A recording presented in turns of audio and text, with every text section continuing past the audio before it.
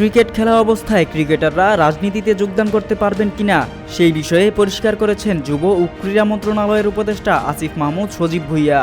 বুধবার ক্রিকেট বিষয়ক জনপ্রিয় ওয়েবসাইট ক্রিকবাজকে এই কথা বলেন তিনি। সেই সঙ্গে ক্রিকেটারদের বেটিং সাইটের সঙ্গে যুক্ত হওয়ার ব্যাপারেও আলোচনা করেছেন তিনি। রাজনীতি ও ক্রিকেট মাঠ দুটো ভিন্ন জায়গা। দুই জায়গাতেই দরকার কঠোর পরিশ্রম ও পেশাদারিত্ব।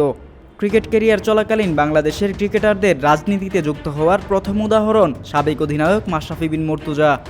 2018 সালে নড়াইল 2 আসন থেকে প্রথমবারের মতো সংসদ সদস্য নির্বাচিত হন তিনি। 2024 সালে দ্বিতীয়বারের মতো একই আসন থেকে সংসদ সদস্য হন তিনি।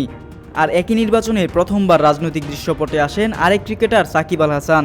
তিনি হন মাগুরা 1 আসনের সাংসদ। রাজনীতির মাঠে যাওয়ার পর দুজনই ক্রিকেট মাঠে দিতে পারেননি পর্যাপ্ত সময়। এবারে ক্রিকেটাররা রাজনীতিতে যোগদান করতে পারবেন কিনা সেটি পরিষ্কারভাবে জানালেন ক্রীড়া উপদেষ্টা আসিফ মাহমুদ। তিনি বলেন, আমি মনে করি না তাদের একসাথে খেলা এবং রাজনীতি করা উচিত। হয়তো কেউ অপশন নেওয়ার পরে রাজনীতিতে যোগ দিতে পারেন, তবে খেলার সময় এটি হওয়া উচিত নয় বলে আমি মনে করি। তা না হলে খেলায় এর প্রভাব পড়ে এবং পেশাদারিত্বের অভাবও দেখা যেতে পারে। আমি ইতিমধ্যে এই বিষয়ে কথা বলেছি। আসিফ মাহমুদ আরও বলেন, আর এটা শুধু রাজনীতি নয়, আইন ও জনগণের পরিপন্থী বিভিন্ন বিজ্ঞাপন রয়েছে। ক্রিকেটাররা ব্যবসা করতে পারেন, তবে তারা কি করতে পারে এবং কি করতে পারে না তার একটি নির্দেশিকা থাকা উচিত। আমি মনে করি এ বিষয়ে একটি গাইডলাইন থাকা উচিত। বিসিবির তরফ থেকে তা ঠিক করা যেতে পারে।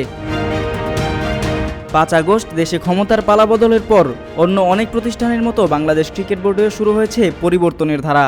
সাবেক বোর্ড সভাপতি নাজমুল হাসান পাপন সহ তার নেতৃত্বাধীন বোর্ডের অনেক কর্মকর্তা পদত্যাগ করেছেন। নবনিযুক্ত বোর্ড সভাপতি ও পরিচালকরা ইতিমধ্যেই বিসিবিতে শুরু করেছেন সংস্কার ও পরিবর্তন। নেওয়া হয়েছে বেশ কিছু বড় সিদ্ধান্তও। এবার ক্রীড়া উপদেষ্টার পরামর্শ অনুযায়ী ক্রিকেটারদের রাজনীতিতে নিষেধাজ্ঞা এলে দেশের ক্রিকেটের প্রেক্ষাপটে আরও একটি বড় সিদ্ধান্তই হতে যাচ্ছে এটি। শাহাদাত কিফাত, অনফিল্ড।